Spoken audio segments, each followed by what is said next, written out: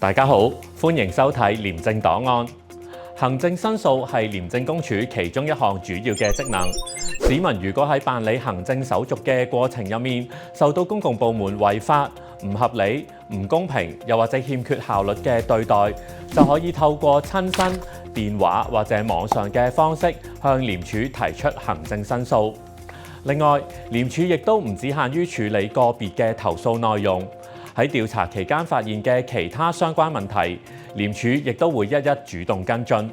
就好似以下呢個個案咁，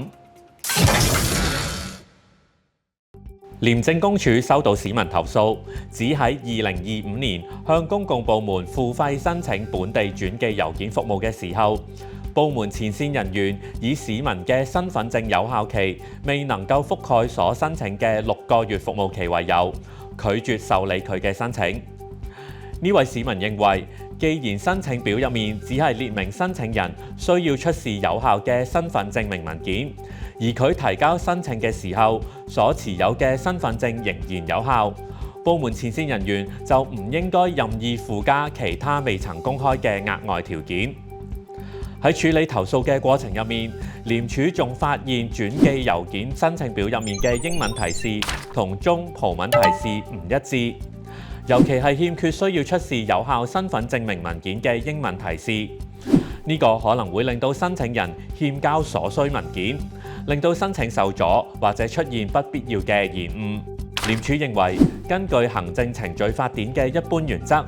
公共行政當局有責任注意並且檢視書面資訊嘅準確性，以免出現誤解。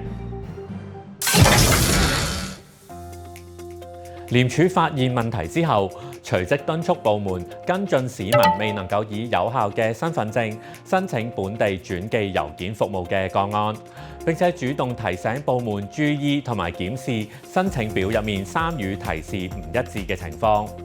及後，部門確認係前線人員同埋佢嘅主管對申請轉寄郵件服務嘅規定存有誤解。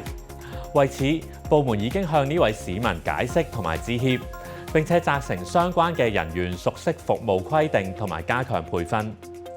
至於申請表入面3語提示唔一致嘅問題，部門喺收到通報之後已經即時更正，確保唔同語言嘅提示內容一致同埋準確。